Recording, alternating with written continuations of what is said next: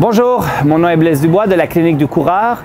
La capsule aujourd'hui pour Expertise 360, les 3 meilleurs exercices de renforcement pour le coureur.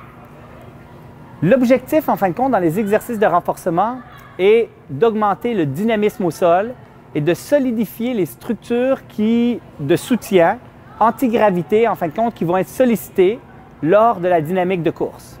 Donc, j'ai 3 exercices clés qui ont un potentiel d'améliorer votre efficacité de course et qui vont aussi s'y intégrer bien graduellement, prévenir les blessures sur du long terme. Les 3 exercices, la corde à sauter, le squat en fente sauté et la course pieds nus. Corde à sauter. Ce que je vais donner aux patients, en fin de compte, c'est de le faire même sans corde. C'est simplement de faire des sauts dynamiques avec un rythme de 180 sauts par minute. Donc 3 par seconde. 1, 2, 3, 1, 2, 3, 1, 2, 3, 1, 2, 3, 1, 2, 3.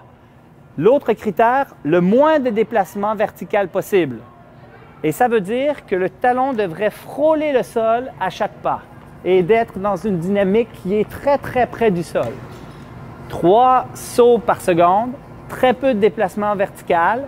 Et si jamais on est confortable avec cette dynamique-là, on peut commencer à faire des sauts 2 sauts par jambe, avec même une dynamique de bras qui mime la course à pied.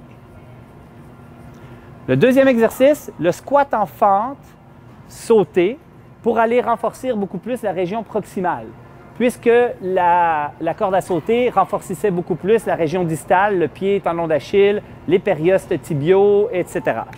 Donc, le squat sauté, en fin de compte, c'est de simplement faire cette dynamique de squat, mais pas très profond et très dynamique.